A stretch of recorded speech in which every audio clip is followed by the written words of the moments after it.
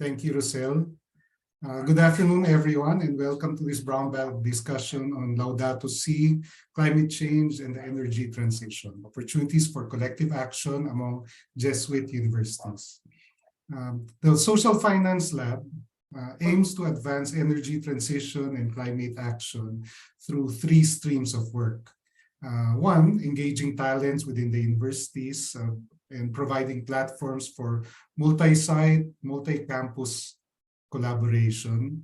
Second, co-designing impact investment instruments and mobilizing capital that may finance the activities that produce social returns on investment, including climate transition.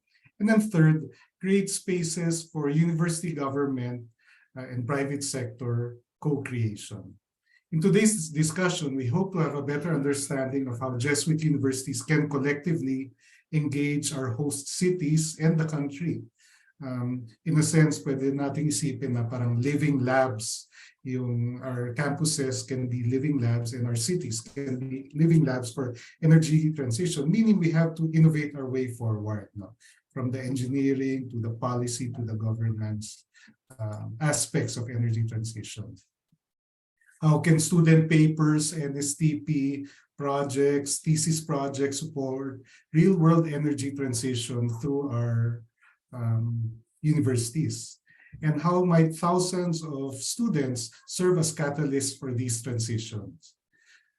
Hopefully, towards the end of this conversation, we will see how we can work together.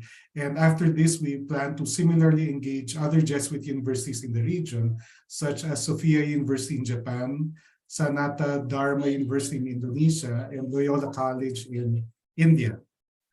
To kick off and to warm up the conversation, we would like to invite Sergius Santos. If you're already in the room, Sergius, we hope you can come on and share already. Sergius Santos was started an energy startup as a student, and they have grown their startup in the energy space remarkably in just a few years.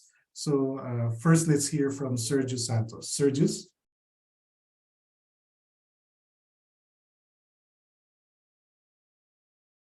Sergius. Okay. Well, maybe Sergius was not able to make it. He's not yet logged in. So maybe, Doc Malu, we can proceed to our next speaker first. Prof. Malu. Yes, thank you, Sir Elmer. Good afternoon, everyone, and welcome to this brown bag discussion.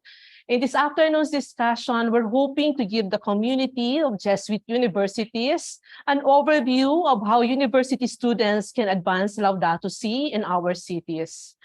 It's my pleasure to introduce you to our first panelist, Mr. Yeb Sano. Mr. Yeb Sano is a climate justice activist from the Philippines and currently serves as the executive director of Greenpeace Southeast Asia. He's also the vice chair of the board of the Laudato Si movement, the global Catholic climate movement. Previously, he was a commissioner of the Philippines Climate Change Commission, the country's lead policymaking government body on climate change. Mr. Sano was the Philippines' chief negotiator in the United Nations Framework Convention on Climate Change and was widely known for championing climate justice in the climate negotiations. He has been working with local communities and international bodies for more than 26 years, tackling domestic and international issues that relate to climate policy, clean energy, international finance, biodiversity, marine conservation, disaster risk reduction, and governance, including a stint as the director of the Climate and Energy Program of the Worldwide Fund for Nature. Mr. Yeb led a 1,500-kilometer walk with other climate activists from Rome to Paris in 2015. Friends, let us all welcome Mr. Sano. Sir? Thank you so much, Malut, and hello to everybody. Pleasant day to all of you. It's a privilege and honor to be in this conversation today in this brown bag discussion. May I just ask if I am able to share a few slides? Is that possible? Yes, please do. You Okay. can share. So I'll do that. And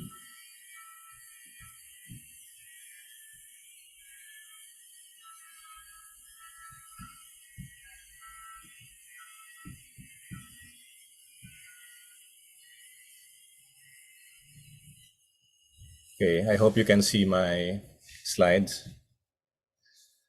Yep, yep. Okay.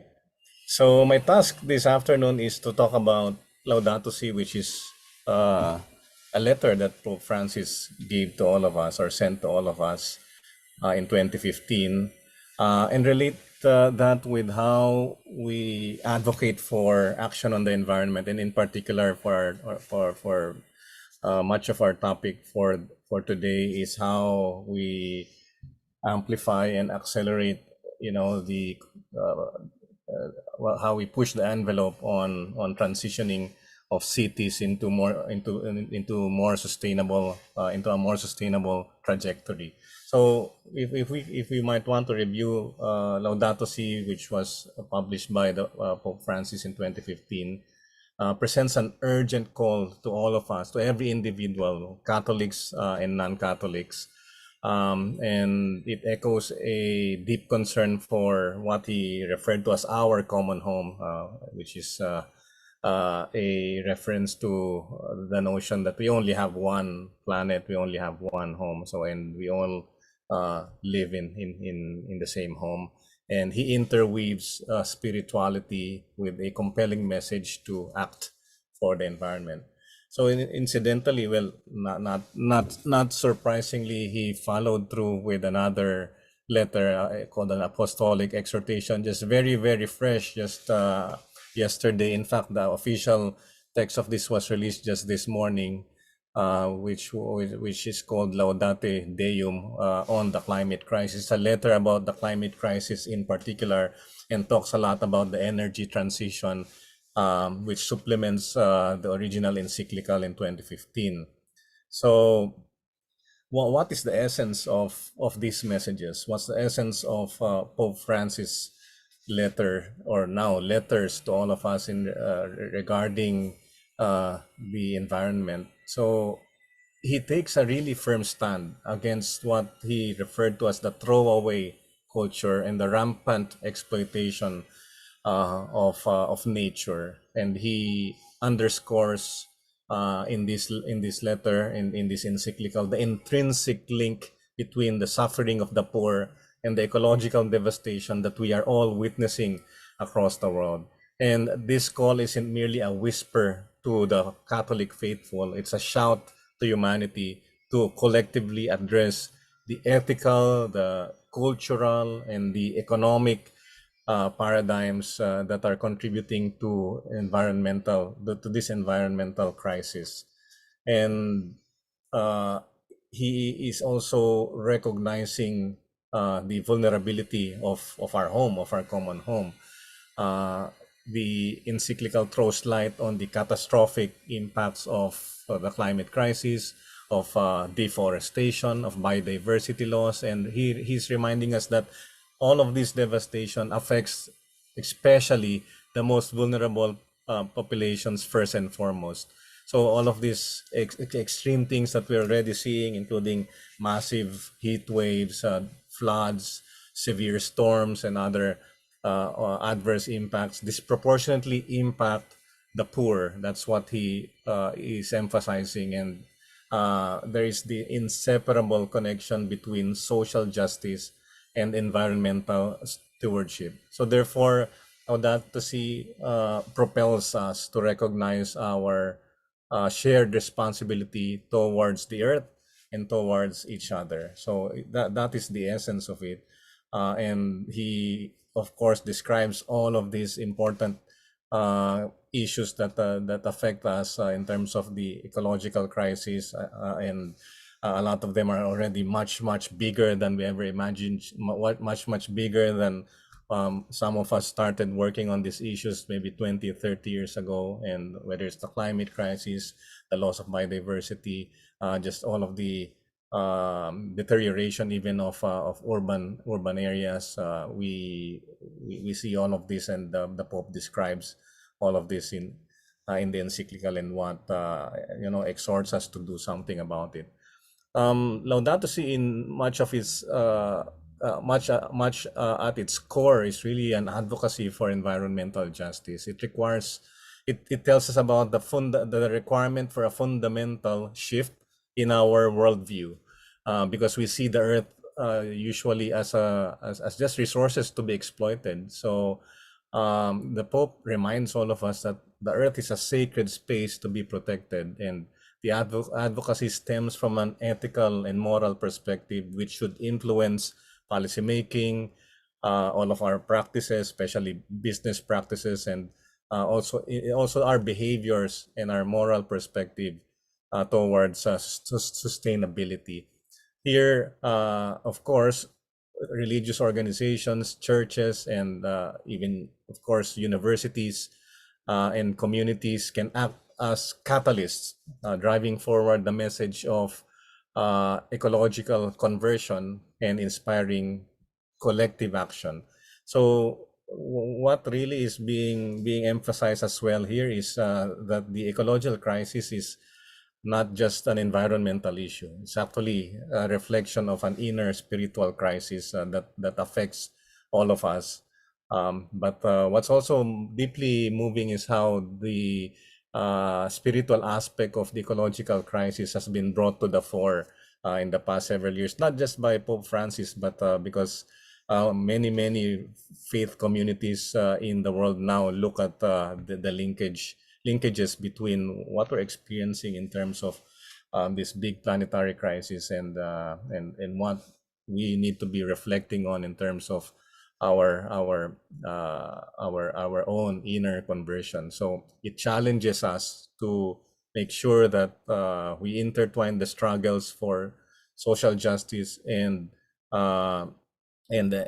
protecting the earth. So these are some of the most famous lines from the encyclical, which is to hear both the cry of the earth and the cry of the poor, integrating questions of justice in debates about the environment. So it is what we call integral ecology. We cannot just look at the issue from an environmental standpoint, but engaging in actions on environmental justice, emphasizing that the cry of the poor emanate from the same plane of existence. No, so that is the emphasis here. And the Pope talks a lot about integral ecology, and basically integral ecology is made up of simple daily gestures which break with the logic of violence, exploitation, and selfishness. I mean, this is easier said than done. But what this really means is to look into the roots of this crisis,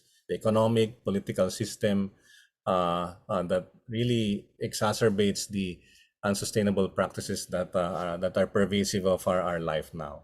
So Laudato Si also moves us to act. And action inspired by the framework of Laudato Si tells us to look at it from a multidimensional approach, and to bridge spiritual principles with tangible ecological initiatives. I'm going to walk through each of one of these very fast, but all of these actions is a form of discernment in terms of our response to the ecological crisis. It's what we refer to as a kairos moment, and these goals guide our actions. So there are 7, and I'll just walk through very quickly. It's a response to the cry of the earth, meaning a call to protect our home.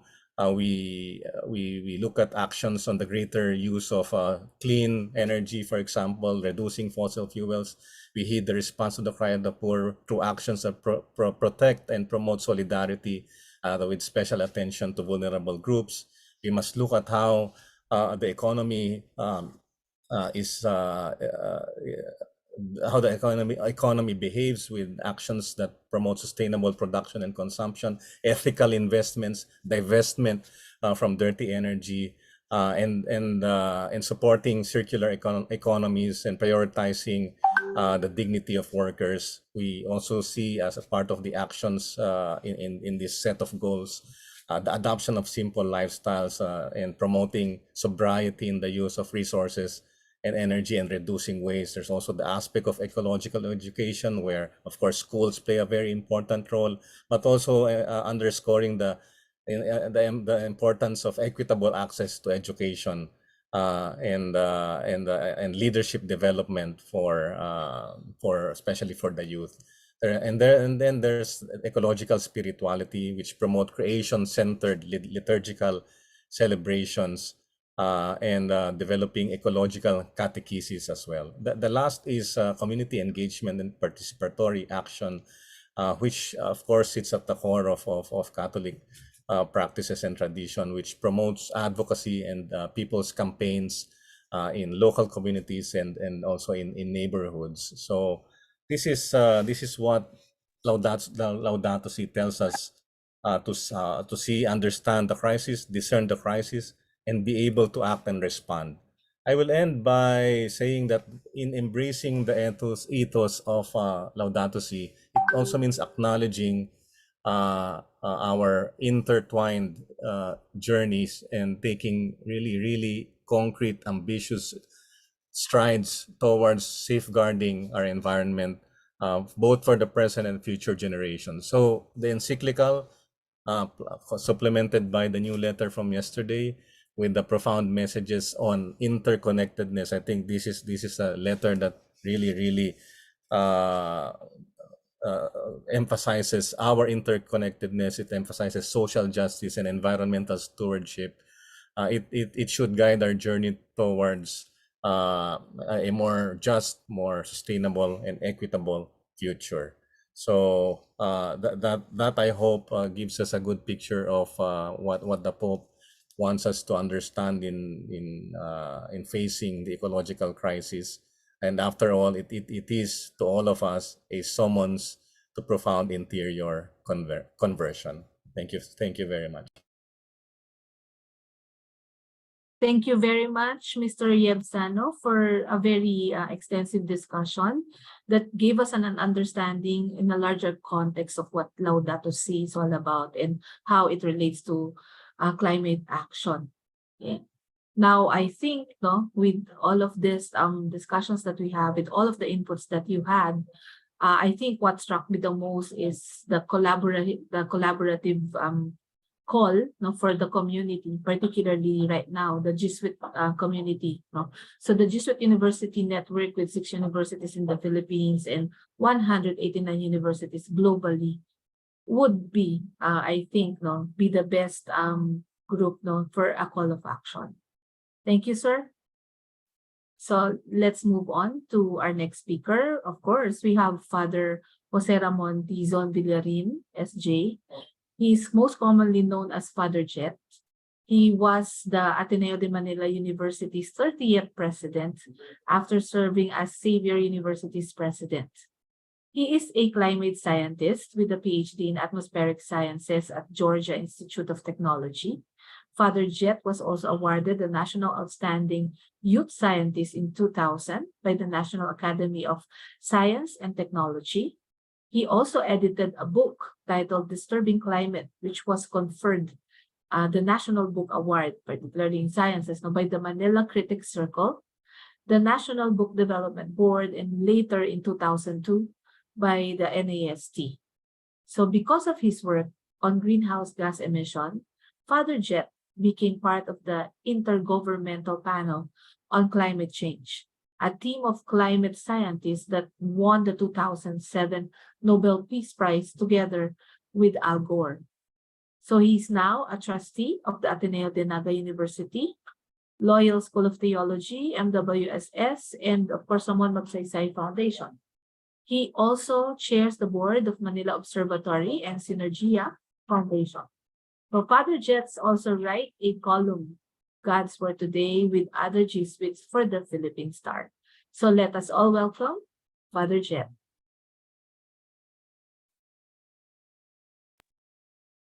Hello, good afternoon. Thank you for inviting me to this exchange. I'm very happy to listen to Yeb. Matagal ko na siyang kilala, si Yeb, and it's very much I consoled to hear Yeb, your piece on Laudato Si, and ngayon yung bago, no, Laudate Deum, which really means praise God. But it's again, I think Pope Francis is trying to address COP28 yata to panghanda sa COP28 sa Dubai.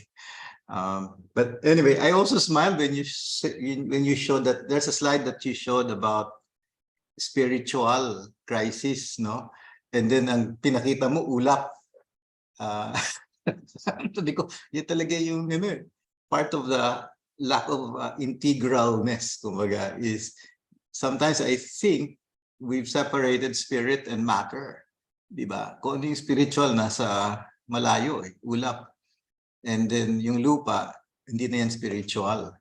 I think that's a first step towards coming closer to an integral ecology, is that we acknowledge that those dichotomies can be shallow sometimes. I think the incarnation sort of disabused us of this already, this separation between spirit and matter. The world is good, matter is good, and that's why we also have sacraments, etc. Anyway, end of sermon. Thank you for this. I didn't even know that there was such a thing as a social finance lab. Wala akong PowerPoint, so I just have some points to share with you. 10 minutes ba, Almer? Ilang minutes? 10? Yes, Five? yes, Father, 10. So first, just an example, a concrete example, when I was at the helm of Ateneo de Manila, I said, let's try solar. We know our electricity consumption. I know my electricity bill every month, and it's in the millions. Is there a way to go solar? I remember that Greenpeace na blimp that says cleaner is cheaper. So if cleaner is cheaper, why aren't we clean? So anyway, so sabi ko, sige, early on, one of the first things I tried to do was even simple things like sidewalks, to create sidewalks here on campus, and to try to address that perennial traffic problem. Pero sabi ko, sige, solar. It took us 2 years, 2-3 years. Because I said, ayoko ng mga 100 kilowatt systems lang. Barya yan eh. Those are boutique things, boutique projects. I was hoping for something more substantial. 20% sana of whatever, how many gigawatt hours we consume. It was not easy. It took us a while. There were about 50 plus applicants, all vying to supply Ateneo de Manila. So, dami naman pala. So, but hirap. Anyway, this is not the place. I just wanted to tell you that it's not that easy sometimes. You may have a dream, pero yan, ang daming kailangang asikasuhin along the way. Your distribution inside, even reinforcing roofs. Sabi ko, lupa rin yan. So mo ilalagay yung mga panel sa bubong, and you'd have to reinforce those things, etc. Maganda siyang pero when the push comes to shove, you have to consider all these other factors. Thankfully, before I left, nandun na, nakaset na, and now you hear there is another call for a second phase. So I saw that recently in the blue board of Ateneo de Manila. Wala na akong alam kasi sa mga detalye, pero I was very happy to see this. So hopefully abot ng 50%. Malaki yun hindi barya yun kung mabot ng 50%. Sabi ko nga, so it's such a natural choice kasi nga the peak of your electricity is during the day. Wala naman kasing pumapasok sa hating gabi. So it really tracks when you look at the energy curves, everything. So sana nga mangyari to. Anyway, what roles can the university play? Well, syempre, the university is a knowledge hub, knowledge generator. So the first thing is research. In the green transition, we can do a lot in terms of resource assessment. We're doing that here at the Manila Observatory now. We're trying to validate our models, saying the Philippines is a resource-rich country. Of course, madaling sabihin yun, pero saan? Saan yung maulap? Saan yung maulan? Saan yung hindi? Diba? Saan yung mahangin? Saan yung hindi? Saan maraming tubig? Saan wala? For hydro and other things. So even that work of resource assessment is already something that we universities can do. We can also do something on resource forecasting.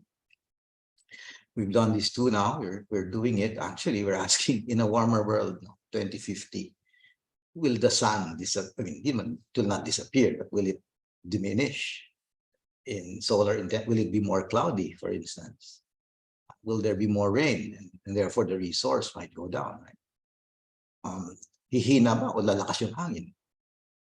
Yung mga ganoon. And at least now, I can tell you, at least from our preliminary results, hindi gaano, 5% change or so in the resource. Even in a worst case scenario, like SPS, whatever, I forget now, or RCP, they're different emission pathways. The second part on research na talagang mahalaga is economics, finance and economics. Buti lang, di ba? Right now, I think the country is entertaining the possibility of modular nuclear reactors. Di ba? Sabi ko, ang reaction ko dyan, kwentahan natin. Let's cost it. May tinatawag na levelized cost of electricity ba yan?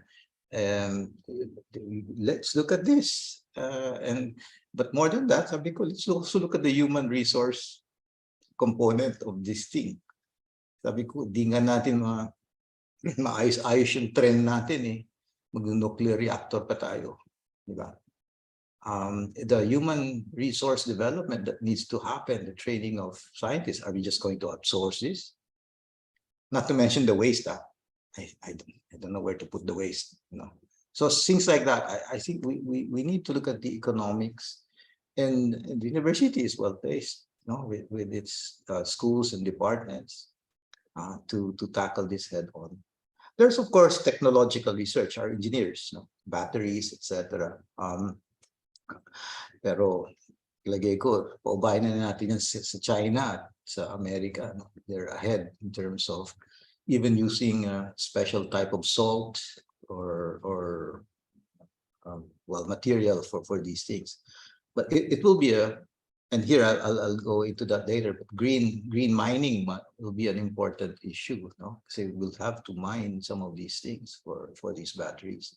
The other kind of research and technology is really system integration, how to bring these different elements together. I think that's something that the university can at least, try its hand on.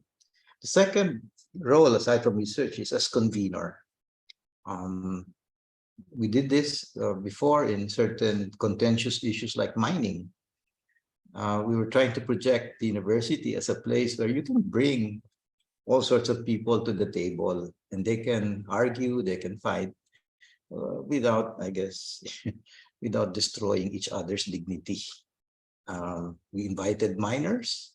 We wanted to get their side. We wanted to get the anti-mining community also get their side. Diba? The university supposedly a disinterested party, and it can bring together these disparate groups to the table. The other one is templating. I call it templating because I don't know if you can really move the needle, so to speak, pero we can at least show the world that there are certain things that work, there are certain things that do not work. And here, the university is well placed to do pilot systems, pilot technologies, etc. So that sometimes we use the word extension, but I don't like that word. No, it comes really from agriculture. No? Parang one way, the university is where a lot of nice things are invented and then they get passed on to the farmer. They get, hindi ganon. There's mutual learning here, especially between the university's academics and practitioners. So dapat may mutual pagtatalaban yun. The last part I just wanted to share is really, well, the university is also teaching university. So it's in the business of transforming cultures. You do it one person at a time, knowing that structures and systems are also important, because structures and systems also produce bad behavior. So yun, wide-eyed lang. But the university is a place where you try to look at how we change people's minds and hearts, and at the same time address the changes and transformations needed in systems and structures and cultures. Yun lang, I stop there. Salamat. Thank you, Father Jet, for those thoughts. No, indeed, universities have so much, given that the Jesuit universities are producing tens of thousands of graduates. No, and they spend 4 years, maybe even 10 years, 12 years if they start from grade school. And we are producing the next generation of leaders and change makers. And then pwedeng tagos hanggang sa spirituality yung formation nila, so that they're better equipped to help reverse the trends that are happening sa climate.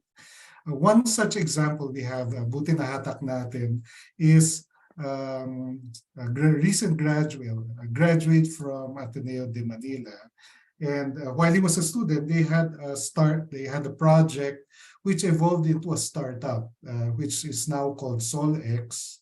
And they have received impact investments and delivered 300 million pesos worth of energy savings through their startup. So it's inspiring to see how the next generation can be making an amazing impact through the work that they start in the academy.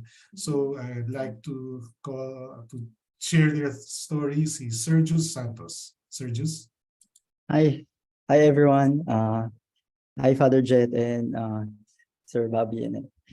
So ayun, I'm Serge. I graduated 2017 in Ateneo. So from 2012 to 2017, Ateneo ECE. So Father Jet was our university president during that time. So ayun, basically, it's actually technically not a student project, but we were conceptualizing it in during university. So what happened was we were, at least personally, I was invited to a power camp by the Lopez Group, the largest renewable energy company in the Philippines. It's really to recruit students, because energy industry in the Philippines is very esoteric. It's really hard to know what are the opportunities for students in order to, basically innovate or to do something about the regulation. So luckily I was immersed there. And then after that, I started a company along with some fellow Ateneans. But maybe just to cut the story short, we had, although we started in 2017, we were really struggling. We only just fully launched in mid 2019. The reason being is this is a very personal story for us, but we had some founder issues in our startup. So one of our previous co-founder misrepresented our company. There was some financial malice done, etc. So it was really we really had to grow emotionally from that experience. So I took a leave of absence from my master's in Japan to try and fix it. So basically, we didn't start from zero. We really start from negative, because we have a negative reputation. We have 0 clients, and the initial angel investment that we got was, when I came back, was around 30,000 pesos only. So the reason why I'm saying this is because the most important lesson that I learned from this is you really cannot do anything alone, especially when you want to do a big change. So the first thing I did when I came back is I talked to Doc Banjo from Ateneo. I said, this is our biggest problem. Everything was a mess. So how can we fix this? We need all the help that we can get. So actually, that was the first time that they introduced us to Doc John under AIPO to really try to help us in terms of our biggest issue.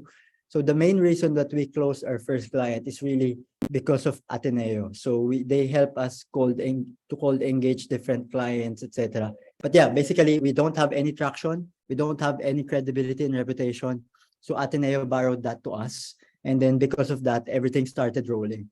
And to go more in depth about what we do as a company, there's a recent regulation that I think maybe some of you are aware that allows customers to buy directly from energy suppliers instead of buying from Meralco or the different distribution utility. Because effectively what's happening is this distribution utility just buys in bulk from the different power plants in the Philippines and sell it at a fixed rate to the customers. But the main gap or the main lapse in the regulation is this distribution utility are not incentivized to do a good portfolio management because they cannot put a higher cost if they do a good portfolio management. Effectively, they can just pass through whatever cost they get from power plants to the customer. So that's why the cost of electricity is really high because they're not incentivized to do that, especially in the provinces. They don't have enough purchasing power because the franchise area that they have is very limited. So what the government do is you can now basically buy from the supplier itself, effectively from the power plants with licenses. So, but the main issue there is how do you know which is the right fit supplier for you? Because the way the energy works is if you consume energy, if you produce energy from 8 to 5, someone has to take it right away because we don't have enough battery infrastructure. So in order to properly balance the grid, you have to put it to the right customers with the fit load schedule to use. So we developed basically an auction platform and a demand supply matching platform. We aggregate customer together so that they can leverage their portfolio and their profile.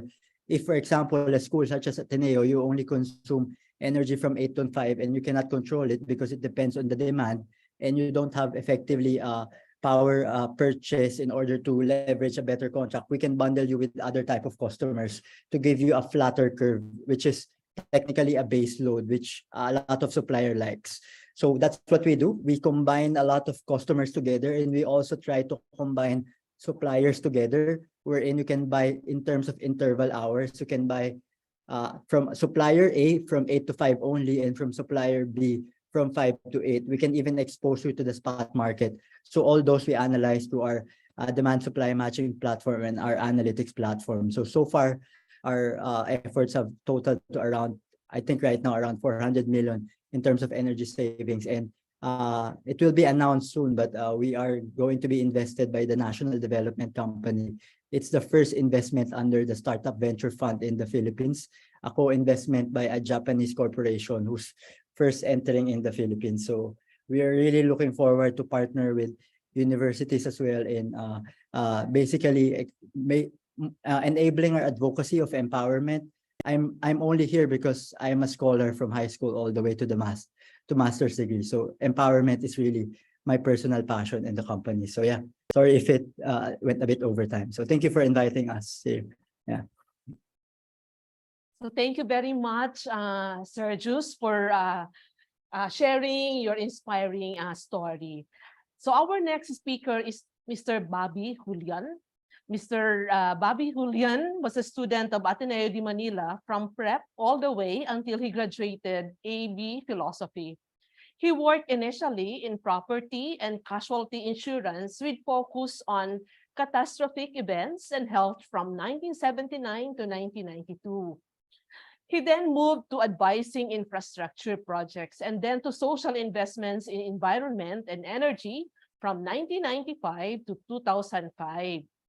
He is an instructor in public finance and policy at the Development Academy of the Philippines, honorary member of the Chartered Institute of Public Finance and Accountancy of the United Kingdom, and has been a consultant on finance for energy and environment within a risk management context from 2005 to present. Friends, let's welcome Mr. Bobby Julian. Thank you. Thank you, Malu. I wrote down a few notes because I haven't done this in a while.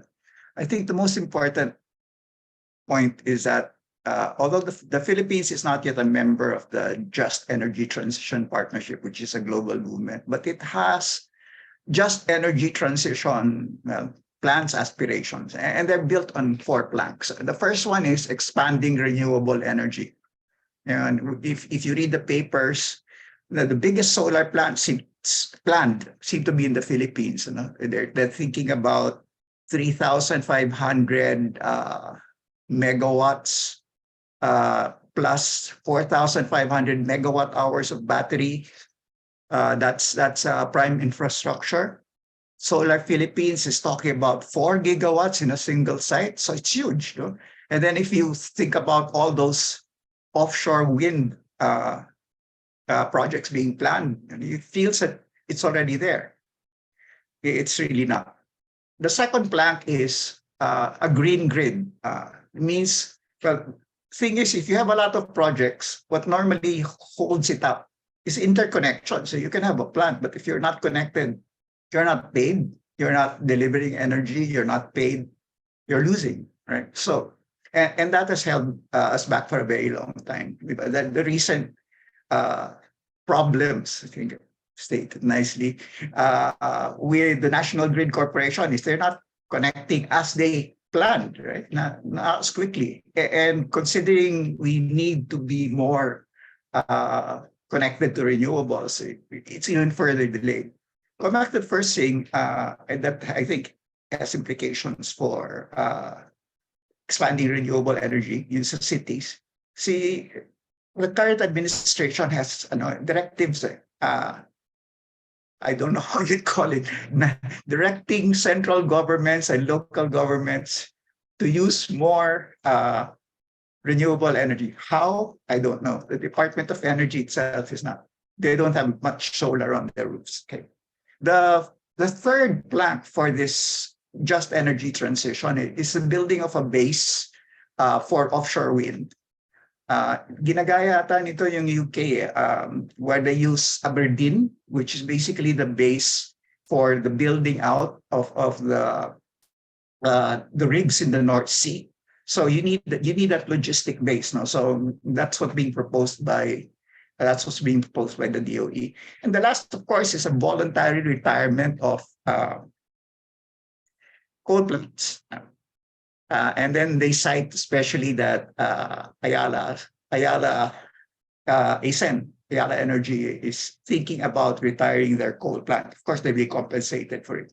Why they got into coal in the first place is beyond me, because their chairman at that time was the chair of WWF Philippines. Stories. But now, what do I think? There are specific difficulties with this plan. No? Una, you can write policy, you can have but there's no effective control. There's no way the DOE, the government, can make this happen. I think, as Sergio said, what we have are incentives, but the incentives, if they're not well crafted, they don't work. Right now, no matter what is said, the people who build the plants are actually building more coal plants and gas plants, right? We've transitioned. I don't think you'll see a lot more coal, but you'll see a lot more gas. Yeah. Now, it's nice. They call gas a transition fuel. Of course, I'd like to point out that it was a transition fuel 20 years ago. No, so you can only transition for a particular period. I think we're past that already. I think we should do away with gas. It's the bigger threat kesa coal. Not only because it's methane. No? And second is, this bias of the DOE is into big plants and large networks. And there are particular problems with that too. With the big plants, for instance, coal and gas, sites are getting limited. So yun, diba? Kasi that needs a coal plant, a thermal plant, no? Needs water. Diba? And in many cases in other countries like China, diba? Yung mga northeastern coal plants nila had to shut down because of a lack of water this summer. and previous summers. The same will happen to the gas plants. Di ba? Second, grid enlargement. Right now, how many islands do we have on the national grid? 8, connecting 9 if they do Mindoro. How many islands do we have? 7,107. Diba? So, you leave out a lot. Okay. Finally, I think that particular policy, it misses one of the values of renewables, scalability. I mean, our first meeting with solar was probably in our calculators. And now we're looking at 4 gigawatt plants. But you can have it as small as what you see in a calculator and a watch, and as big as a 4 gigawatt plant. And wind. I mean, now you're seeing offshore winds with like 5, 7 megawatt towers. Turbines. But when I first saw these ones, the biggest I saw were like 600. And there's certain wind turbines which can fit on top of a house. So, all this talk about these large plants miss out a lot of the useful characteristics of the technology, of the resource. Now, I think more importantly is that what I think about these plants, what it misses out on the consumer. It's all talking big plants and large networks. But you almost take out the consumer from the equation. You don't even listen to him. Does he want another big plant? No. You assume that he'll be happy whatever you can give him. But the point is, if you look at it, not only are we getting more fossil fuel plants, we're getting higher prices. Sometimes many of the policymakers miss that as late as 1992, siguro 2/3 of the installed capacity of electricity in the Philippines was already 66%. So we've come down. We haven't come up. We're talking about trying to get to 10% or 20%, but we've already got 66 at installed capacity, not in generation. So, and that was triggered very simply not by a desire in the 1970s for clean energy, but rather because of the oil crisis in 73. I remember when I think I was fourth year high school nandiyan. So it was a weekend, so we had a party. Friday, the price of gasoline was 35 centavos per liter. Saturday, during our parties, 350 na, so we couldn't go. That's what drove, because the Philippines was completely dependent on oil, both for transportation and power. Heavy fuel oil for the power plants. We had to look to our own resources. So the theme then was indigenous, and most of the indigenous were renewables. That's why we got our lead in geothermal and so forth. Okay. Now, see, just with this, think about leaving the consumer out. It also misses, at the level of the consumer, the decision to use or not to use energy becomes a clearer moral and even spiritual decision. Deciding between fossil fuel and renewables is not simply a techno-economic decision. But siguro, especially knowing what we know now, I mean, if you were talking about a small tindera doing barbecue and therefore using charcoal, sige, no choice, But we're not in the same position. We know the impact of fossil fuel. So, if you do it and you knowingly do it, then obviously that's already an immoral act. I mean, at least an act with the moral weight. Okay? So, lastly, in energy in universities, sa akin, my hope is that the universities, especially the Jesuit universities, can lead in building up the intellectual edifice needed for this energy transition.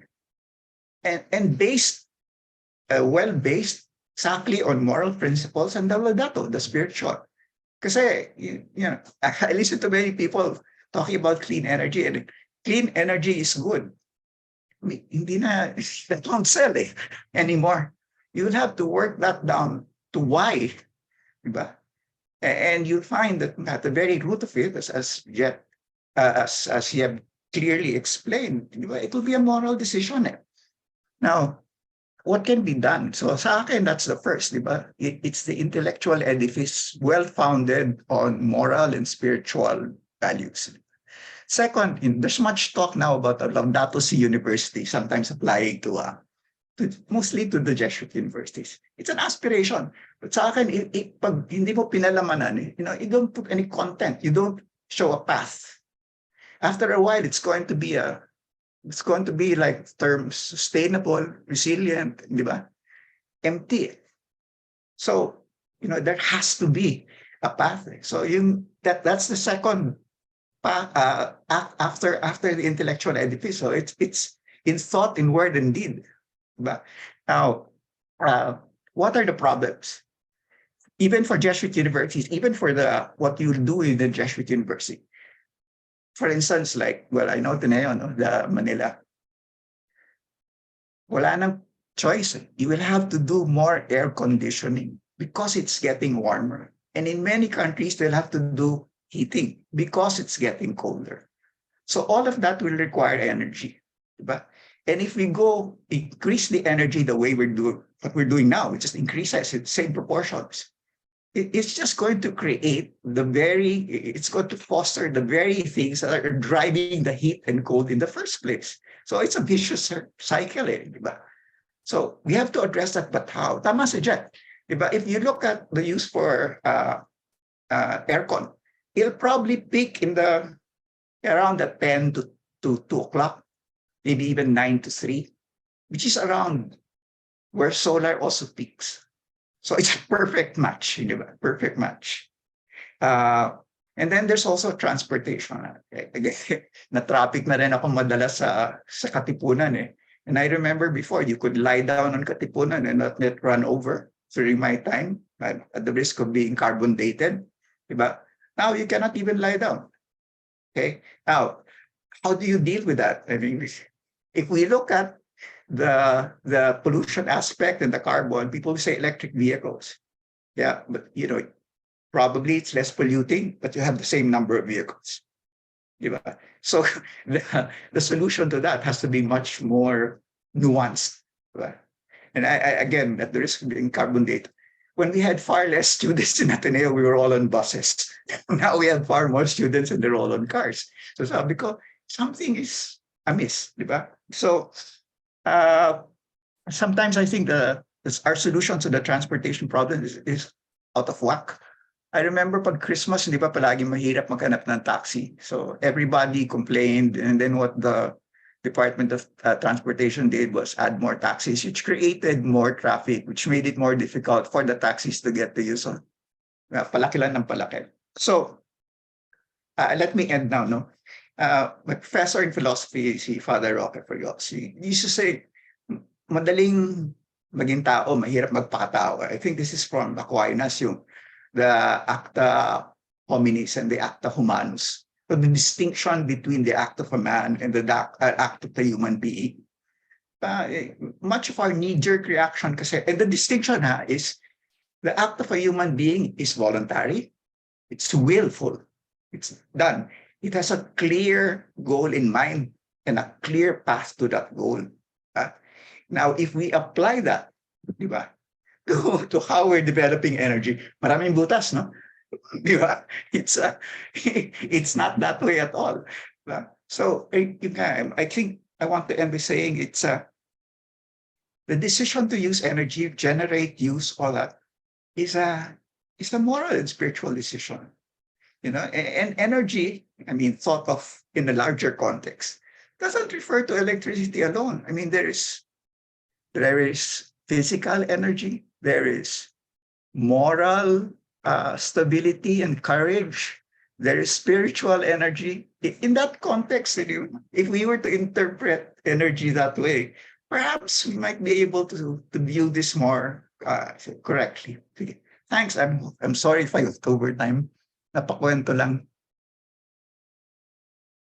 Po, maraming salamat po, Sir Bobby Julian, for that, for sharing your thoughts and for sharing also at the same time some possible actions that we can do on how we can get into energy transition.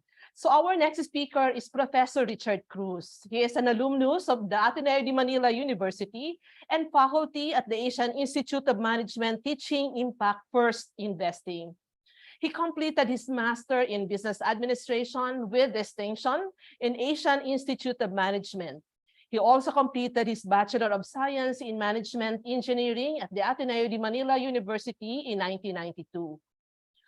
He has wide consulting experiences, and this would include his work at the Nestle Philippines, Smart Communications, Globe Telecom, San Miguel Corporation, Ayala Land, Mega World, DMCI, Holcim Philippines, Myran Philippines, Harbord Center Port Terminal Incorporated, SGB and Company, United Laboratories, and DNL Industries. He's also a startup advisor to InvestEd, One Export Pushcart PH. He started this one in year 2015 until present. And he is also currently working actively with QBO Idea Space and with TechShake X Hub Tokyo. This afternoon, Professor Cruz will share his thoughts on the growing role of impact investments in advancing social good and how students can deploy their influence through student-driven climate action or energy transition projects. Friends, let's welcome Professor Cruz. Thank you so much, Ma'am Malu, and thank you so much, Elmer, for inviting me here to this Jesuit University Network conversation on Social Finance Lab. Hello, Father Jet. I don't know if you remember, we sat on the board together at AIM way back. So I'm very grateful. If I may just take a minute or so just to talk about my personal journey. Being an alumnus of AIM, I think it's critical for the administrators and the educational leaders to really understand in depth the journey of your students and how eventually your students today become hopefully the leaders of the solutions. Maybe not in the too far future because we need a lot of leaders already. I came from Philippine Science. I was surrounded by very smart people. But when I graduated, I didn't want to go to UP where normally most of the PSI graduates go. I felt a deeper need to understand the world with a broader, more holistic point of view. And I felt very strongly that I had to go to the Ateneo. So maybe out of a class of 200 plus Philippine Science graduates, only 10 of us went to Ateneo. And I'm very happy. I enrolled in management engineering, and at the time we were branded to be very good at many things, but not a specialist at anything. And then I realized many years later that there was this term that was going to come out, which is this term called expert generalist, which basically means that we need people who can work with many different other kinds of specialists, but has deep understanding in different systems so that they can help lead innovation and new solution development. So I'm very happy to be here. I'm very happy to be invited by Elmer, and I look forward to hopefully participating more in this platform. So I have a lot of experience working in business. Although I did come from a business school, I really consider myself to be not so much an academic, but more of a practitioner. And I think one of the biggest lessons that I've learned is really that a lot of this has to do with governance, ultimately. And I agree definitely with what Bobby was saying earlier.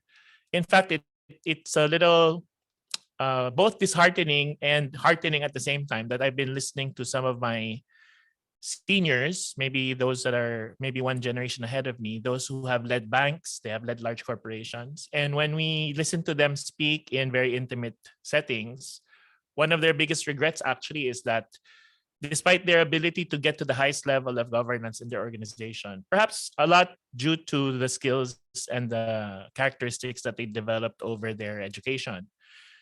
Several of them have said very bluntly that their biggest regret actually was their inability to incorporate the values that they learned in their Catholic education as part of their governance. And having had the benefit of listening to the wisdom of those that have come before us, I feel like personally it's my mission today to really collaborate, with a wide group of people, and try to maybe answer certain challenges. No? So I think in general, when we talk about this Jesuit University network and having a social lab, I think from my perspective, having worked with businesses in a very practical practitioner way, the challenge really is how do we encourage the businesses, or more specifically the governance, the board, the senior managers, how do we convince them to step out of successful models and experiment and invest their money in new core business models that will be more relevant and more responsive to the changing environment that we have. And they need to be built in a context where the governance is not just purely profit measurement, but it really will have to be more about impact measurement, which is still, as I was saying earlier, something that needs to be studied more intently, more deeply, so that we can really develop the next generation leaders who will run organizations, not just based on their economic sustainability, but also their impact. And I'm very happy that we're talking about this in the context of our Catholic values, in the context of Laudato Si. I think that it gives it more meaning to our graduates when we talk about it, not just in the context of regulatory ESG from the SEC point of view, for example, or sustainable finance from the financial sector's point of view, but really from a deeper values, from a deeper place, from our values, and from our real, genuine sense of justice towards nature and towards other people. And of course, what I've had the benefit of observing really was the ability to create these new solutions and hopefully to scale them. Okay. And the leverage point that I'm talking about today is like, how might we leverage impact investing? So, just to help us visually, part of the day-to-day challenge that I have is to work with boards and companies and convince them that, okay, you're right here right now. And how are we going to work together to figure out how we might move to other business models that have a more balanced impact, something that is more sustainable for the next 50 years. And this is a challenge. So if you notice, there are three considerations here: economic considerations, ecological, and social. And the reality is it's not easy. And the most common experience that I have is that companies will say one thing but do another. And I think there's really a need to be more open about the fears and the challenges as to why this transition may not happen sooner or faster. Okay, and if they will not transform, then maybe what we need to do is we need to generate or develop the next generation entrepreneurs who will build the startups that will actually embody these values from the very, very beginning. So maybe we need to consider transforming existing businesses, but we also need to consider giving birth to next generation businesses that are already better balanced and more aligned to these values. I just have two more slides, maybe just about what I wanted to share. If from a capital markets point of view, I think visually, what we're trying to say is that when we talk about social investment, most of the money today is basically in this space. That the primary motivation is financial return, but not so much the impact. No? And in terms of where we want to move when we talk about impact investment, what we're saying is we want the money or the investors to move from this space, and we want them actually to move somewhere into the right side here. So what we're saying is we want evidence-based metrics of impact. The SDGs, for example, is one example of a menu, so to speak, of where the impact might happen. Laudato Si, of course, talks about where we would like to see that impact.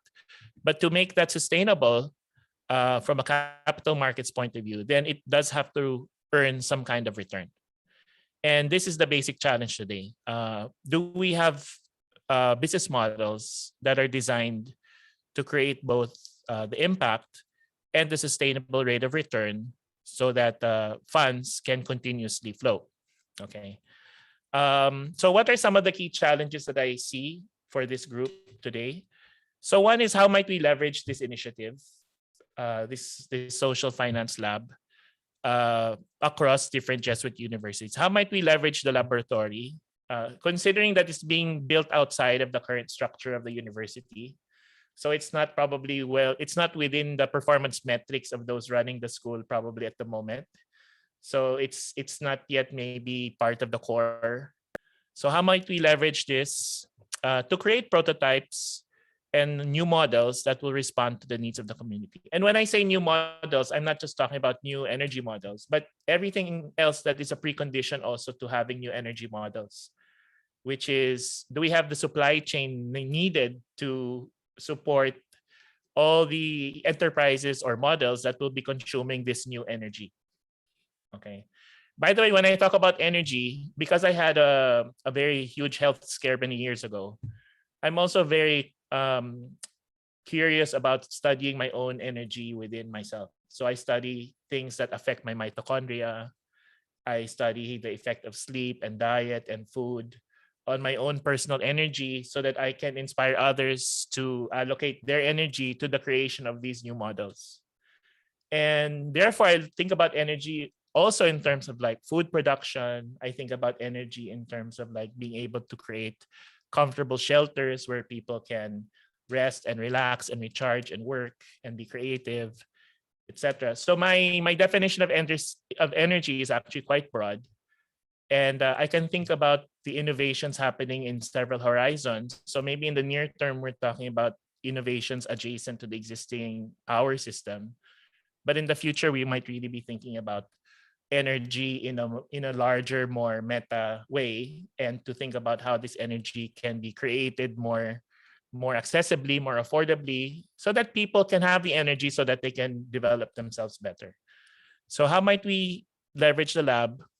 And of course, I read the website about the lab. So maybe one of the challenges is to really figure out, if we believe that this lab should be leveraged, what should the capabilities, features, and resources be so that more collaborators will come on board, more investors will come on board, to incentivize more students and more teachers to join? What kind of stakeholders, relationships, and commitments should we explore to make this happen? And when it comes to impact investment per se, hopefully the universities can figure out what is their contribution to the formation of this kind of capital market in the future. I'm pretty sure that the existing capital markets, whether banking or equity or investments, many of them have been graduates of our universities. So the question is, how can we create this new market if we're not yet teaching it or discussing it at the university level to shape the future leaders? No? So how might we understand the transformation of social finance and the design of impact investment funds so that it may become a high impact leverage point for change to allow us to respond to the call for justice and fulfill our highest human potential? And maybe finally, also because I'm very much interested in the transformation of education for the next several decades.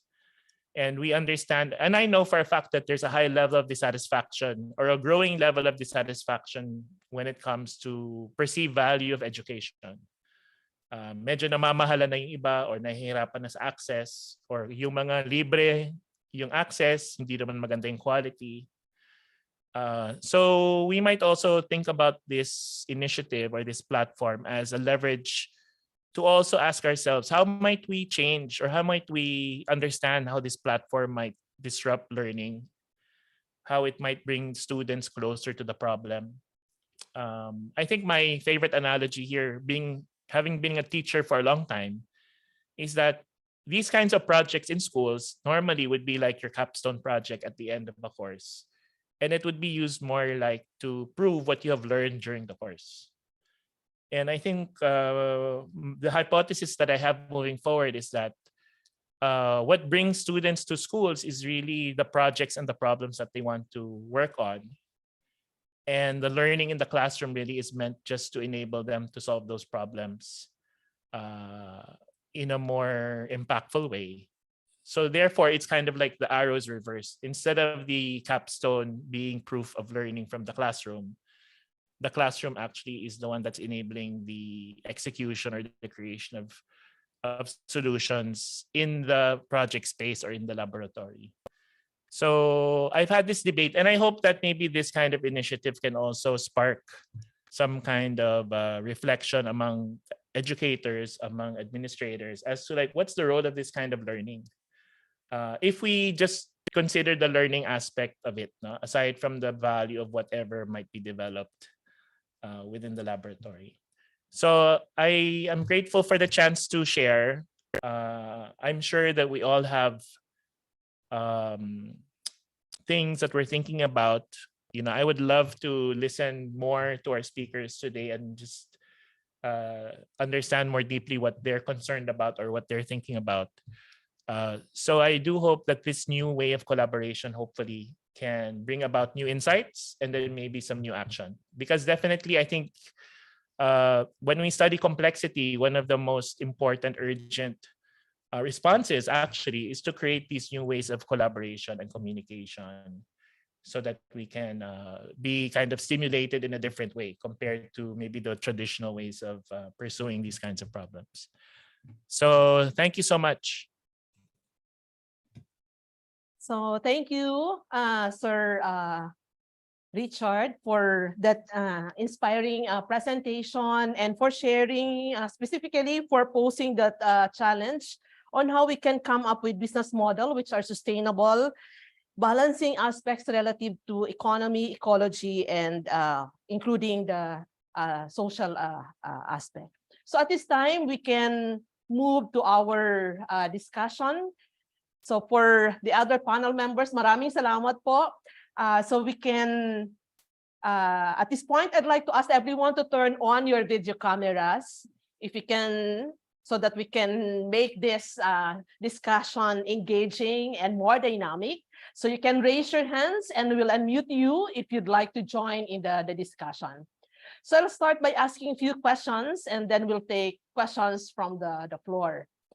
Okay, so I'll take the first question. So for those coming from different Jesuit campuses who are actually here in our virtual room, what possible initiatives can be done in collaboration also with the lab in time for this second semester?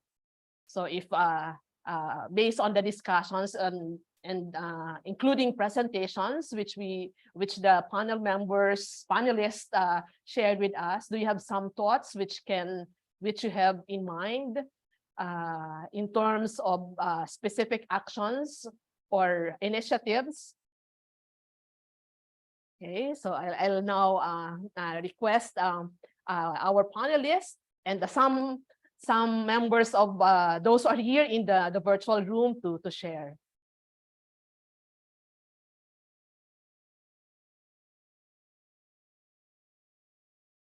Okay, sino po yung meron na po ba tayong naisip? Oo. So my colleagues are actually here, Ryan and Dean Josh.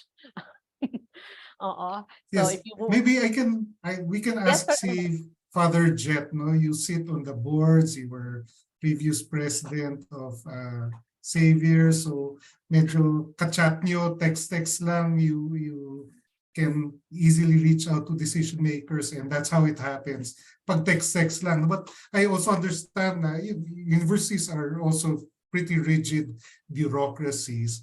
How might we create a space? Maybe outsiders like us can provide some connections that are otherwise difficult from within the bureaucracy. But do you have any thoughts on that, Father Jet? Well, you're right in the sense that universities can also be rigid places. No, some of the most conservative places are in schools. No, there is inertia, but also it's a mix. You also have one of the most creative thinkers, the ones who challenge the status quo. They're also in the schools. The presence of students, of youth, that helps also challenge our presuppositions. But I think are you asking, Elmer, about, let's say, the presence of trustees who are captains of industry? Yun ba yan? and how to engage these people. I'm sorry, yun ba yung tanong mo? Well, yeah, I guess on the one hand, there are the students and there are tens of thousands. And then to Richard's point, captains of industry are your alumni. Di ba? Parang magpa-alumni meeting ka among investment bankers na you'll be surprised that all of them many of them are just waiting to be called. And how might we create spaces like those? No, there's the Rockwell is right there in Makati, and dali-daling puntahan. Kailangan lang may magpatawag. Any thoughts on that? Well, yeah, I think what Richard mentioned a while ago, the regret of the CEOs. I can understand though. I can understand how difficult it is. On the one hand, you have values, but I guess I tend to give people the benefit of the doubt, meaning they're struggling, they're agonizing over these choices, and it's not always easy. But yeah, alumni, we have many alumni gatherings, and actually I learned a lot from these things also. Even conversations with MVP, other than basketball. Nanood kami, nandun ako kahapon eh. Nakita ko siya. And I appreciate those times when we can tell them, or we can be with them and have this exchange. Alam mo, narinig ko lang, kasi I remember one birthday of MVP. I said, our gift was a back to school program, meaning we will not talk business lang, we will talk philosophy, we will talk art, and I think they appreciated that. Our alumni, hindi naman lahat, may mga UP rin at Lasal, siyempre dun sa kanyang grupo, pero they came, and yung iba pa nga nag-shorts parang back to school nga. But it was a multi-disciplinary presentation on various topics. I talked about the origin of the universe and other things, the Big Bang. Maiba lang. And that was just a way to, I guess, establish a relationship with them. Because, yeah, it's easy to lose your bearings also. So the school can be that sanctuary, actually, where, you can come back and learn again, actually, and also tell us how complicated the world is. We know it's complicated, but tell us how, and see how we can work together on these shared concerns. So yeah, that's one. Programs like that, alumni, as you mentioned, alumni gatherings. Will we change? Will we influence? Alam mo, even just the presence of a Jesuit sort of, di ba? Parang if there's a Jesuit in the basketball team, parang bago na yung kanilang magdadalawang isip sila kung magmumura sila, di ba? Pero magmumura pa rin sila, di ba? Manggugulang pa rin. Pero there is a value there, di ba? They know, they remember the school where they studied, etc. Yeah. Anyway, but also help us actually how to deal with those of our alumni who have the power actually and the energy to change things. Anyway, that's a starting point for discussion. Bobby, may nakataas ang kamay. Okay, so salamat po, Father Jet. So I think Father Jet is sharing na we have to start off with alumni gatherings, conversations with them, setting links. Kasi yun, I think yung po ang mga initial na pwedeng gawin. So si Sir Bobby is raising his hand. You have something to share po? I was picking up from what Richard said earlier. Even when we teach our courses in finance and economics, we already, in undergraduate, if I remember correctly, it's no mention of values or social impact. Wala eh. Diba? So that carries on to business life. Parang when you're in a board or you're in a management meeting, there's no talk about values or social impacts. I think we should start in the university to make it normal to talk about values and social impacts when talking about finance, economics, di ba? Kasi, I mean, when we talk about economics, we talk about finance, we talk about resources, they always think about funds, di ba? Money. Human resources are always the biggest part, di ba? So the human impact must be included in the assessment, the economic assessment. Same with finance. I mean, money doesn't travel on its own, di ba? It's directed. If it's directed by a person, that person has a particular moral responsibility to what he does. So, you know, even if the undergraduate courses lang can have discussions within this context, if not in the classroom outside, but talking about finance, economics, all this is still the economic thing, but with values around. Diba? Para pagdating nila sa business, hindi nakakahiya to bring it up. We don't need a special brown bag session where we talk about our values, but rather it's part of your regular management meeting, board of directors meeting. We've separated things. It's become like a homo economicus lang. We keep on thinking about the human aspect of, say, energy in this case. But what it should be is the other way around. We should talk about the energy aspects of being human. So economic aspects of being human. It's a turnaround there, but it can be, I think, injected into the curriculum very subtly. It will expand the discussion. Kasi when you deal with real life problems naman, this will all come back. Diba? You cannot use a rigid economic theory to deal with the problems of very poor people. Diba? You exclude too much. Same with finance. So I think that's where we should start. If we're talking about the universities, diba? If it cannot be, it may be difficult to change over a curriculum right away, but you can I think you can slowly inject things there. And then you can have discussions, siguro, every half term, diba? About what this means for living and all that. Kaya hindi masyadong earth-shaking established academic curriculum. Thank you. Yes, Sir Elmer. Salamat, Sir Bobby, for really emphasizing the need to focus on the values. Though naman po, alam natin that Jesuit schools would normally integrate that in our curriculum, but you mentioned, you highlighted the need to really focus more on that. See, Sir Professor Cruz, you're also raising your hand po. I wanted to double down on that point. No? So I was teaching finance for more than a decade. And a lot of the students that I've taught have moved on to senior positions. Over time, I've realized that when I was teaching them how to make investment decisions, NPV, IRR, payback, almost none of that analysis took into account a more holistic approach to governance. It was purely economic, salaries as a measurement of something, but not necessarily in the context of a more holistic approach to labor.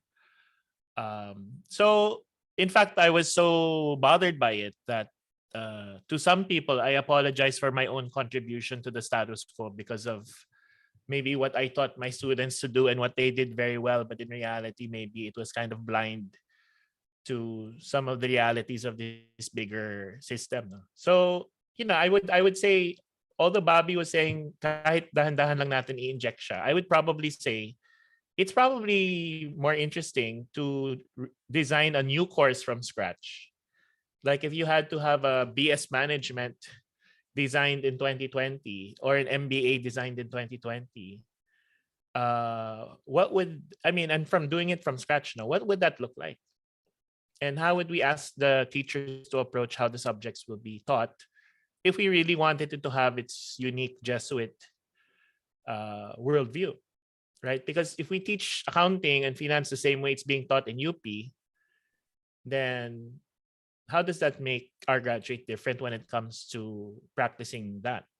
So this is just my own experience, but I would be interested to hear the experiences of others and whether or not. And this is what I meant by actually, I hope the platform also becomes a venue for really reimagining the school. Because to be honest, the next generation systems, whether healthcare or energy or agriculture, etc., they will only be built by people who were trained in a different way. It's going to be very hard to change the system when you ask people who are trained to run the old system to be the ones. I mean, you have to have a very high level of self-awareness to know that you cannot behave the old way if you're trying to build a new system.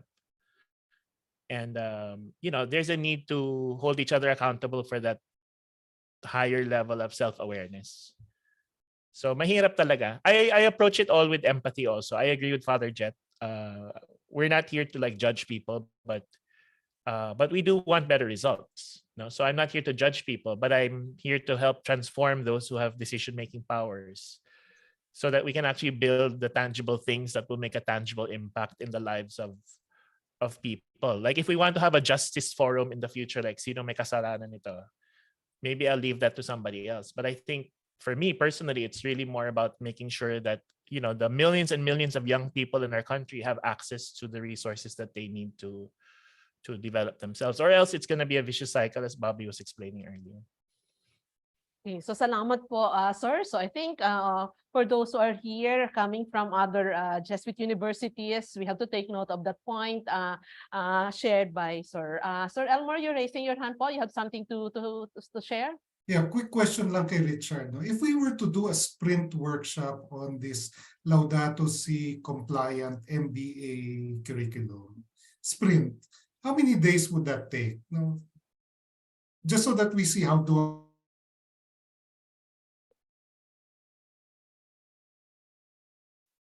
Wala, si Albert. see compliant. How long would that take? Well, the way it happens in prototyping is we take whatever time is available and then we make sure a prototype is developed at the end of that time. Because prototype lang naman siya, di ba? And then we will move to the next meeting and then review the prototype, etc. So I wouldn't say that there's any fixed time, but to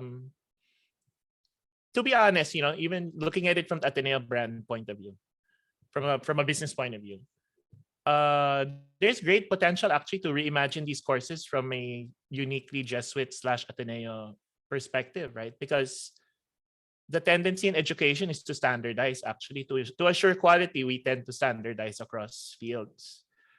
But in this particular case, I don't know. I mean, so we can debate about it, like how do we get leaders who can genuinely live up to values and use the technical tools to get it done in the physical world. So it's I'm here because that's what I wanted to say. So Suntok sa buwan, I'm glad Father Jet is here because he's a big influencer. So it's not easy to ask that. I come from a university. I come from an academic setup. It's not easy to ask the university to consider that, no. But I think that's the reality. You can go to any industry conversation, healthcare, agriculture.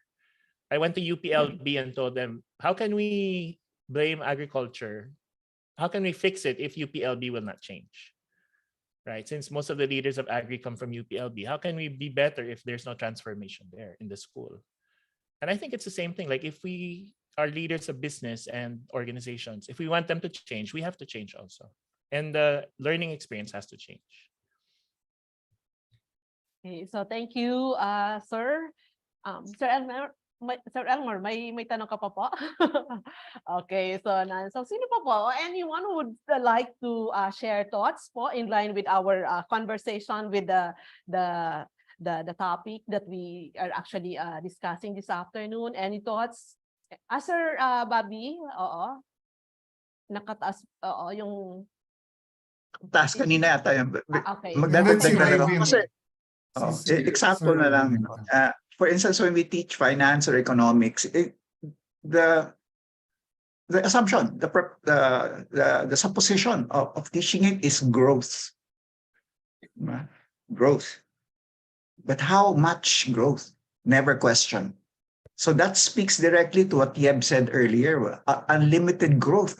That's exactly That's exactly what's causing all this. Di ba? And sa akin nga, I don't know of any student who's courageous enough to ask his teacher, sir, how much growth? Di ba? Where do we stop? Di ba? Or what does growth mean in human terms? So, di ba? Kasi may supposition, may pre-definition na yung growth eh. But that's a root. That's one of the roots of the problem, di ba? So even those little things, questioning, di ba? It will, well, not upend. I hope not upend, but it'll give a different texture to the discipline, di ba? Which, you know, it was always there. Eh. I keep reminding some of my friends sa economics. Adam Smith was a moral philosopher. He was not an economist. Diba? He talked about morality. And he framed this economics, diba, in those terms. And yet we've forgotten those roots. Diba? We're all in the technical thing. The measurement, we forgot. So sa akin, maybe we can bring it back to that. Diba? The fundamentals of the disciplines that we now take for granted that rule our thinking. Yun lang naman. Salamat. Okay, so salamat po, Sir Bobby. Si Rybin from Ateneo, you have something to share? Hello po. Okay ba mamalo yung ano ko, yung audio ko? Yes, loud and clear, Okay. Rybin. Yeah. Bali po sa experience naman po namin dito sa Ateneo, since ako po pala TBI manager, counterpart po ako ni Sir Benji dito sa admin.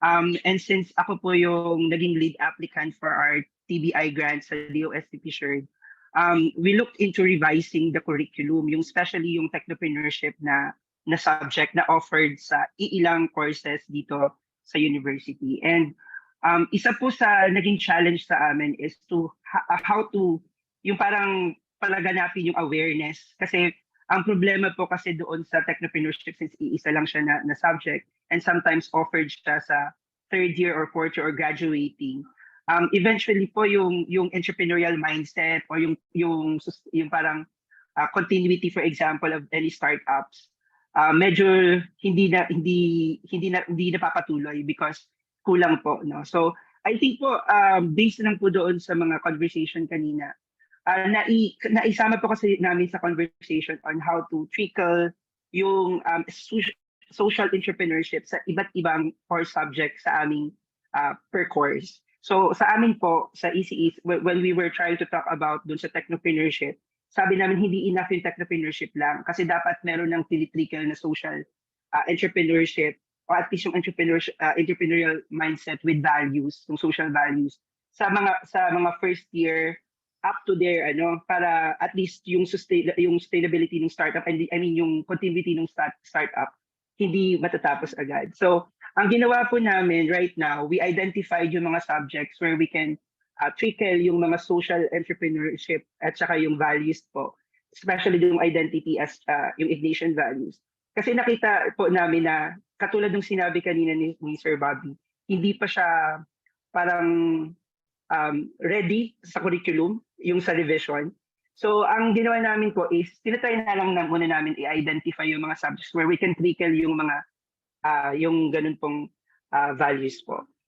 Siguro po idagdag ko na rin lang in terms of like project collaboration, since ang banner program po namin just recently approved 2 weeks ago ng DOST is IoT, Internet of Things. So more on technology po kami. And ang maganda po dito sa Naga, siguro po ipagmalaki ko na lang po siguro yung startup stakeholders dito sa Naga, yung ecosystem po namin. Ang support po sa lahat ng government agencies and especially yung LGU in terms of like the development plan for smart cities or yung IoT. Naandyan po. So lagi po kaming regular nag-meet kung paano namin masisiguro na ma-meet namin yung development plan o ano yung mga projects na pwedeng masuportahan ng iba't ibang stakeholders including chamber, DTI, yung mga ganun po. So if ever man po merong projects concerning sa renewable energy or I think Naga will be very willing to to collaborate or ano po do the projects with any of the Jesuit schools po. Kasi I think yung ano namin, yung network namin dito is very healthy. Walang masyadong, I would say, walang masyadong politika. So, yan po. Thank you very much po. So maraming salamat, Raybin, and for sharing how what you're doing, some initiatives within the university, including some collaborative efforts with our local government units. So probably I can also take off from that point kasi na-mention na rin po ni Raybin. So yung mga panelists po natin, siguro pwedeng you can share how, let's say, we can work with the local government units. So starting off from the university, so how can we work closely also with the local government units po? So siguro kung sino po pwedeng mag-share or anything that you have in mind. Yes, si Sir Richard po. Then I don't know if Raybin is still raising his hand. After Sir Richard. Sige, I'll yield to Yeb muna. Sir Yeb po, Thank you, Richard. Connected din naman to dun sa earlier question, and when we talk about how we engage with local governments, we're not talking about apples to apples here, no. Iba-iba yung levels of maturity ng bawat local government. They have different, sometimes ang laki ng disparity. I mean, you would have a local government with a lot of resources, and then you're talking about fifth-class municipalities. So I think yung sa aspect of what the universities can do, syempre meron kang immediate vicinity, di ba? And that's supposed to be a source of pride if you're able to work together with the local government where you are domiciled. So dapat yung na-champion ng university in that particular town, no, yung sustainability, all of these solutions, and pinag-usapan natin kanina yung whether we're Laudato Si compliant. Actually, masyadong mataas yung bar ng Laudato Si so I think we should just focus on the low-hanging fruits, no. So I would think also related to what could be sort of short-term initiatives is how we do outreach, no, other than the academic side na pwedeng research or integration into the curriculum. There's always the outreach side of things. So I would presume the universities do a lot of community outreach. And hindi lang naman energy yung pinag-usapan natin, because as our colleagues have already emphasized well enough, energy is complicated, no? Ang dami mong dadaanan na hoops dyan before you're able to even start a project, and we're looking at other aspects of sustainability, including consumption, including biodiversity issues, and then isa sa mga nakita kong very resonant with a lot of schools that we've worked with is yung pollution issue, especially on single-use plastics. A lot of universities could start implementing approaches towards modeling yung pag-manage ng plastics pollution, ano, and I think that's one of the easiest things to do for schools. Andyan din yung of course I would emphasize yung notion of intersectionality, kasi yung silos ng mga departments, for example, natural silos yan, and these silos tend not to talk to each other. So when we look at Laudato Si, what we're being asked is to actually acknowledge our interconnectedness. So we could not be talking about energy or electronics and engineering in isolation of philosophy and social sciences and community development. So I think we could foster a lot more collaboration across the academic units and across departments, so that we see the issues in a more holistic way, therefore heeding the call of Laudato Si. So maraming pwedeng gawin. Ano, I mean, I think in many places there are a lot of even local environmental issues. For example, deforestation, river pollution. Ang daming pwedeng i-engage na issues at the local level. And as Father Jet kanina mentioned, the university has a lot of these creative minds, and LGUs are in the business of planning, no? Planning and unfortunately and sadly, most of the time, hindi coherent itong mga plans ng LGUs. And I think the universities are well placed to enhance the quality of these plans, whether it's comprehensive land use plans, disaster risk reduction management plans, and of course sustainability plans, no? Kasi minsan naghahanap lang ng ideas yung LGU, and I think universities being non-governmental in nature could really optimize those partnerships with local governments. Maswerte tayo kung may mga mayors na progressive and forward thinking, and maybe look for those particular political leaders. Okay, Thanks. so yan po. Salamat po, Sir Yeb. Yung partnership ng LGU and the academic institution. So Sir Richard po. My experience working with a lot of leaders, both LGU and let's say private sector, is that many of them don't have a vision of the future. Many of them cannot imagine what the future could be like.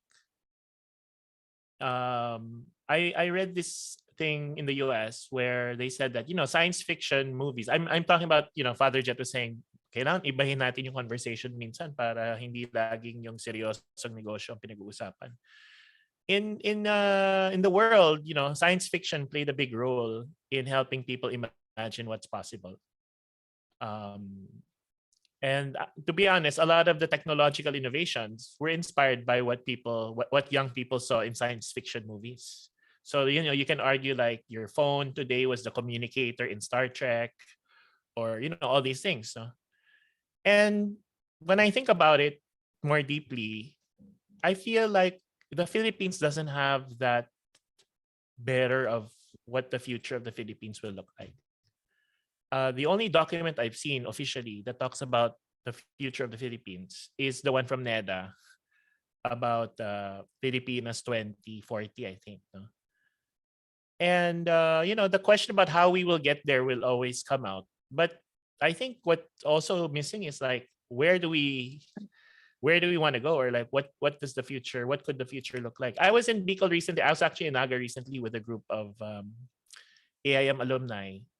And I was trying to help facilitate a conversation about how they saw the future of Bicol. And I said, Bicol is such a beautiful place.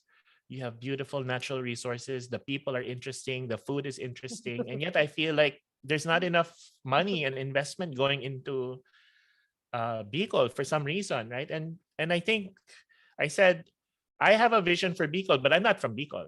But I would love to like swim in Caramoan and eat all of your food with coconut milk and, heal my body and all these things. So maybe one thing that we can explore, which would also make us different from other, because if you say we're an incubator, unfortunately, a lot of the non-university or non-Catholic university related incubators, their model is like VC and I want to become a unicorn. Yun yung path na ini-explore nila. Ito kasi ibang path ito eh. Kaya hindi rin pwede VC dito kasi hindi ganon din yung outcome na hinahanap yata nitong lab na to eh. Kasi kung Laudato Si yung direction, hindi talaga pwede yung traditional na VC na context. Hindi rin pwedeng kopyahin basta yung accelerator model ng ganong ecosystem. I mean, there's really a different kind of ecosystem that's needed. And it has to have its own narrative, its own language. The unicorns, they have this list, like how many unicorns are there in the Philippines? Sure, but but we're not talking about like how can Palawan become even the most, or like how Bicol or how. So who will tell that story? Who will nurture the imagination of the people who will tell that story? How can we convert it into the media channels? How can it become blockbuster movies or something? Baka that's also leveraging the other part of the university. Hindi naman lagi yung engineering part, right? Kasi clearly we cannot leave the future only to the engineers.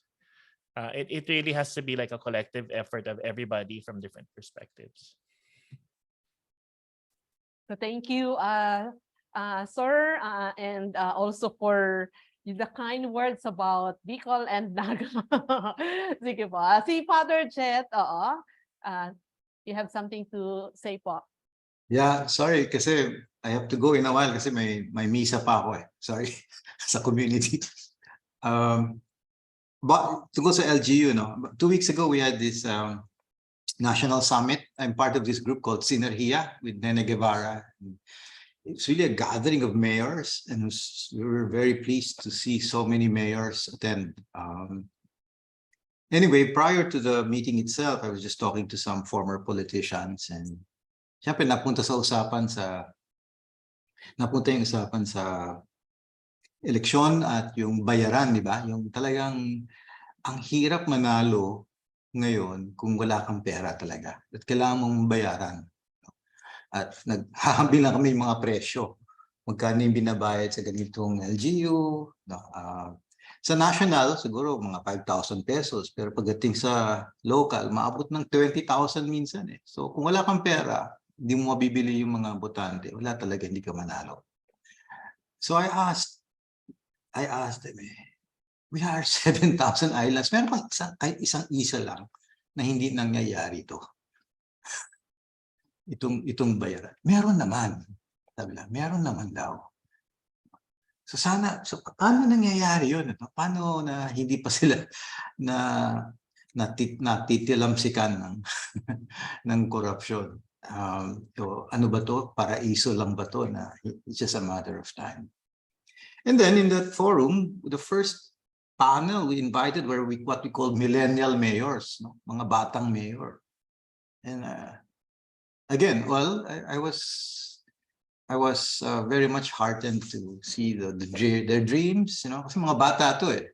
So, isa doon si Biko ng Pasig. Pero I was surprised kasi he was quite blunt. He said, tayo mga mayor, narinig naman natin yung mga 20%, 30%, di ba? Yung mga proyekto na yan. So isipin lang natin, kung 100 classroom ang kaya nating itayo, edi 80 na lang may tatayo kasi binubulsan natin yung 20 classroom. Ganun ba? Talaga sabi ko, wow, lakas nito tapang. Sabi ko, gaano katagal kaya? Gaano magtatagal ba to? Yun ang takot ko eh. Sabi ko, baka ma-co-op. And so I said, we have to take care of these people, these young ones eh. Back to school nga every so often. Baka, yun nga. I mean, yeah, people will become jaded. This is how the real world, so-called real world runs. But anyway, so I think our schools can be that sanctuary for young and old leaders, I think. Just just to recover bearings and to say, well, what's real? There's a lot of fakery actually in the real world. What's true? And to find allies there. The other thing I wanted to mention is, one strength that we have as Jesuit schools is the core curriculum. Nung nasa Cagayan ako, de Oro, yung tawag nila sa core curriculum minor. Panggulo. Yun yung, kasi I'm a major eh. He's my major. Yung mga philosophy na yan, yung mga minor tawag dyan. Hindi yan minor For the Jesuit school, that's core. That's foundation. And I think we who have been schooled through that system, we appreciate that we're not just with, if I'm an engineering student, ang kaklase ko, hindi lang engineering. Kaklase ko, kumukuha ng ibang kurso din sa ecology, economics. Kaya natututo ako and that you know, that tawag ba niyan, expert generalist Richard, hindi ko alam pero that I think is a strength. You know, when I go back to my Jesuit community, I'm enriched kasi, you know, I'm in front of Rene Habeliana, who talks about Islam to me, or Tony De Castro, who talks history, and then they ask me about other things too. No? So I have to perform this real-time translation sometimes, is to be able to communicate and to learn from one another. That for me is such a, I don't know, a rich environment, very enriching thing that I think many people take for granted. When we take these core courses, our classmates are not just our majors. And for me, that broadens my horizon. Lastly, I just wanted to comment on the growth thing, because it's really a real dilemma. But Bobby, people have thought about it. I think I've read and seen some even TED videos on people questioning this assumption about unlimited growth and how it's driving us to ruin. And so people have been proposing things like a thriving model. Thriving, I don't know what that really means, but at least it's a counter to, you know, just continuous growth or meaningful. What does it mean to be a meaningful or ethical consumer? Kasi nga, di ba, if the economy is built on consumption, then yun talaga, maraming basura talaga, di ba? So anong klaseng consumption ang gusto natin mangyari, kasi we cannot not consume naman, di ba? So what kind of products, meaningful products and services do we create that, you know, I mean, markets for these meaningful things that actually provide value. I mean, the same values that we aspire for. So yun lang, I just wanted to end there. Salamat sa ano. Sorry, I have to go. Wala Yes, pa akong Father pamilya. Jet. Maraming salamat po. Oo. So I'm just reminded, Father, with our Jesuit education courses, which are already integrated in all our in our curriculum. So time check, it's already 4:59, and we're having an interesting conversation this afternoon, but I think I have to request Sir Elmer to give some closing points before we formally end. Yes, Sir Elmer. Okay, thanks, Malu. Thanks everyone for your contributions, Richard, Bobby, Yeb, Arvin, Sergius. Well, you know, this was really thought-provoking, and I think yung idea ni Richard of next generation MBA program that is more attuned or more aligned with this Laudato Si, no? I think it will resonate because we are feeling the warming planet. Yung parang mas, and then after the 2 years of pandemic, mas nako-comprehend na ng humanity how we are also interconnected, no? Not where we cannot think of just specific disciplines, no? How things are so interdependent, and that we need leaders who see those interconnections. And we will take up the challenge of prototyping, no? The sprinting a design and then challenging partner universities to prototype it, because we need to do this. No? Otherwise, we will be teaching our students and then our children and then our grandchildren the same curriculum that fooled us into thinking that we can do things, you know, and pursue unlimited growth without falling off the cliff. So thanks everyone, and we will be reaching back out to you for the next part of this conversation. So maraming salamat po to our panelists, Sir Yeb Sano, Father Jet Villarin, Sir Bobby Julian, and Professor Richard Cruz, including Mr. Serius Santos. So what a good way to end this day, as we also celebrate our World Teachers Day with this very engaging and fruitful conversation. So we look forward to having efforts and initiatives in line with what were raised in our discussion and conversation this afternoon, keeping in mind the call for Laudato Si to focus on our care for the natural environment and all and the people as well. So thank you, everyone. So we will be flashing the evaluation form, the evaluation link on the screen, and I'll be requesting the participants to fill it out so that you can claim your certificate. I suppose there's still another conversation, Sir Elmer, am I right? Yes, parang bitin, it looks like we raised even more questions and which are even more compelling. So yes, we'll be reaching back out to you and so that we can take this forward and make this a reality. We owe it to our children to act on these problems that we have helped create. Yeah, so we should be prototyping the For the older solutions. generation, they have to save their soul pa, Elmer. So Oh, don't may forget the panon older. pa. Okay. Redemption. Hindi ko alam kung ano yung provision sa Laudato Si para dun sa redemption, dun sa mga ano. Sige, maraming salamat po. So sir, yung evaluation link po? No, wala nang evaluation. No, that's fine. Okay, sige. Sige. I'm sorry for that. Sige. So maraming salamat. So again, good afternoon. Thanks everyone.